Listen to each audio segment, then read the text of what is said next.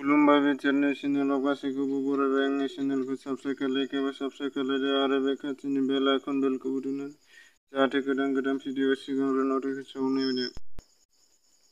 तामुलपुर महकुमानि सिङाव थानाय दरखुसि कचनि साखाथियाव लामा जाब्रबथायजों जाथायावनो सासे सुबुंनि जिउ खहा।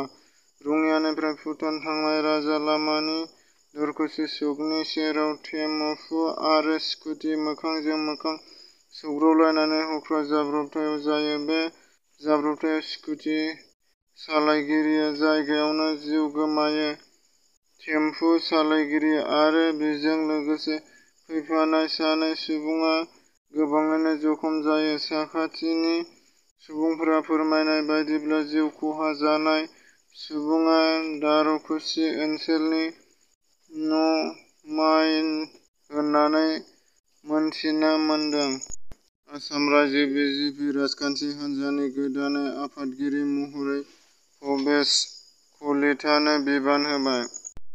इउपिपिएल राजखान्थि हान्जानि अर्गानाइजेसन सेक्रेटारि मुस्रि फनिन बर'। बिथाङा सेंसन जायै समावनो गावनि रांजों बिजिनि बाथाबारिनिफ्राय मंगलियान जानानै सुबाइझार थांनाय लामानि दुनालि दैमानि दंफां दालांखौ फोसाबनानै होदों आरो रायजो राजा बिथांमोना बे इउपिपिएल सरकारनि सायाव गोजोननाय फोरमायदों।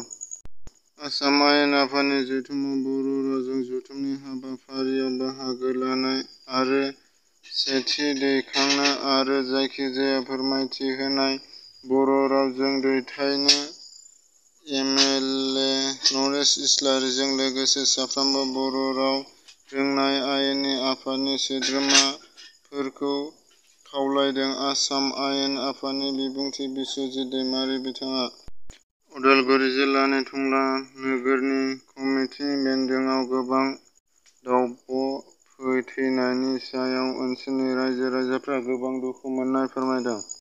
उदालगुरि जिल्लानि टंला नोगोराव कमिटिनि बेन्दोंआव गोबां दाउब' फोथैनायनि सायाव बिजिरनो थाखाय हाग्रा बिफाननि गाहाय कन्न जेभेद आरो बिटिसिनि हाग्रा बिफाननि एम रनजित बसुमतारी नायबिजिरहैयो आरो बे जाथायनि सायाव हाग्रा बिफाननिफ्राय राहा लानो होनना बिथाङा फोरमायथिदों।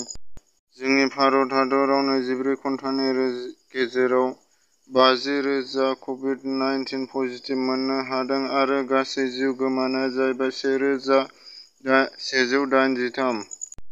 आसामाव 24 घन्टानि गेजेराव 2,793 कर'ना पजिटिभ मोननो हादों आरो गासै 22 जन सुबुंनि जिउ गोमादों आरो कर'नानि रेटआ जाबाय 2.01 जौखोन्दो।